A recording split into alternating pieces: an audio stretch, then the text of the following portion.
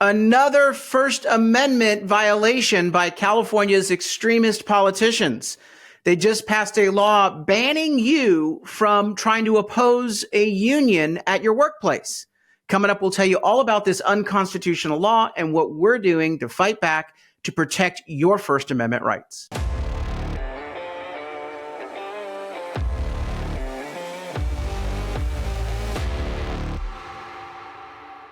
I'm Carl DeMaio, chairman of Reform California, and California state politicians are corrupt. Let's just get right to the heart of the matter.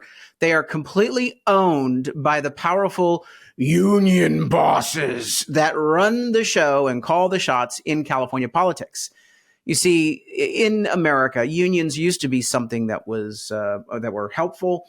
They protected union worker rights. They improved workplace conditions, but most of that stuff happened because employers just woke up and, like Henry Ford, decided, hey, we have a better way to do things. And more importantly, we the people put people into office that said we need to do a better job with rules and laws.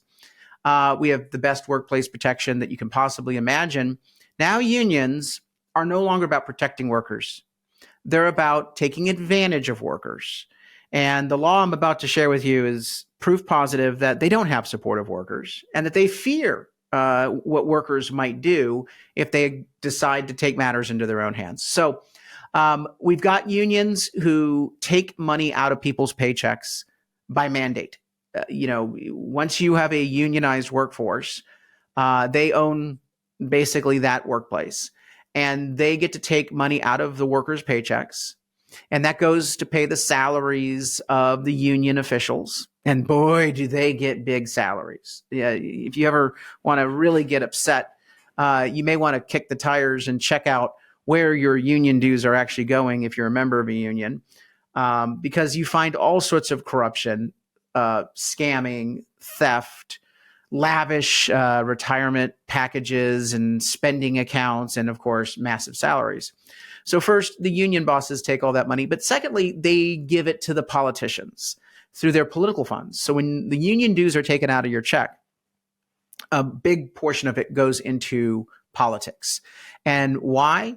Because the union only exists today, not because they provide value to workers, but because politicians mandate that companies have to work with unions and hire unions and contract with unions. So for example, in California, the only reason why any construction companies are still union at a cost of 30% higher cost for construction projects is because on all government projects, the politicians have said you have to use union-only firms through project labor agreements.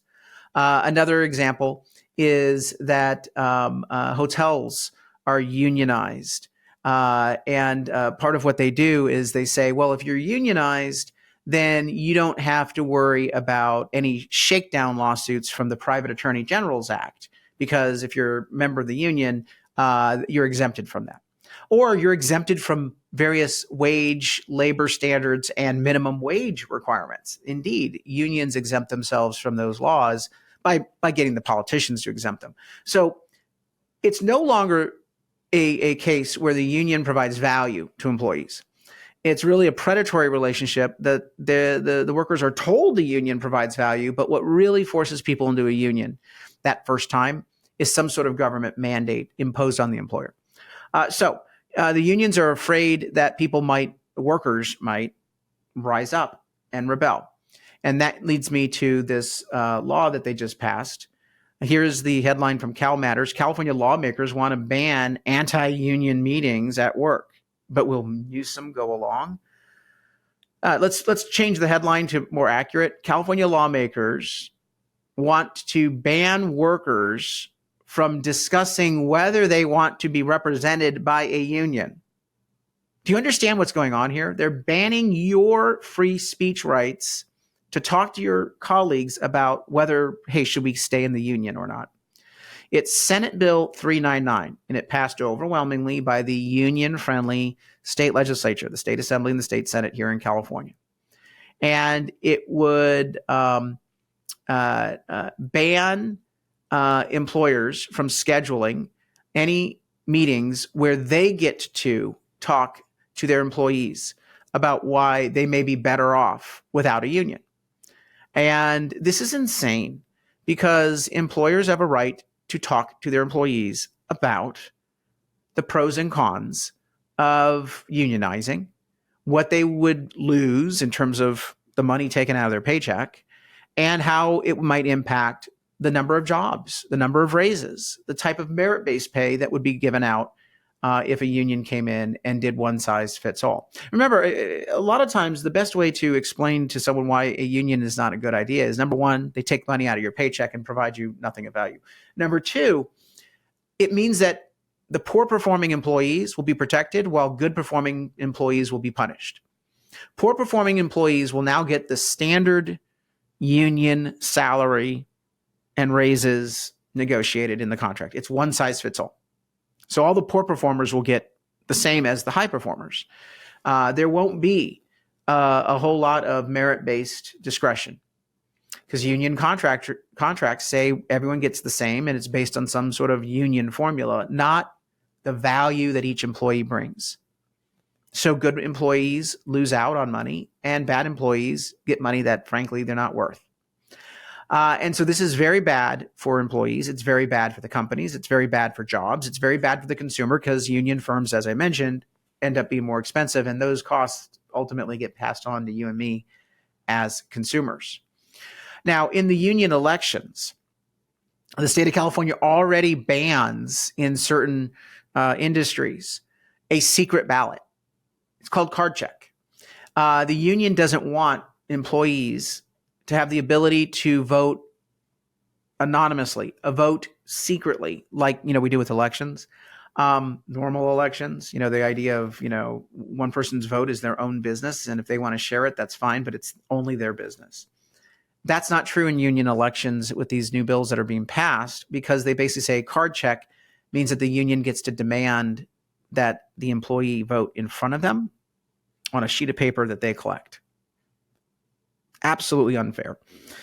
It's bullying tactics, it's intimidation, and it works, sadly, in intimidating workers into voting for things that are actually not in their best interest. So that's the bill that I wanted to share with you today. At Reform California, we are fighting to defend your right to work, your rights to decide to be in a union or not. We have a couple campaigns underway. The first is the Freedom to Work campaign, and that basically is trying to push back against these pro-union bills that take away workers' rights and limit your ability to get a job under your terms and conditions.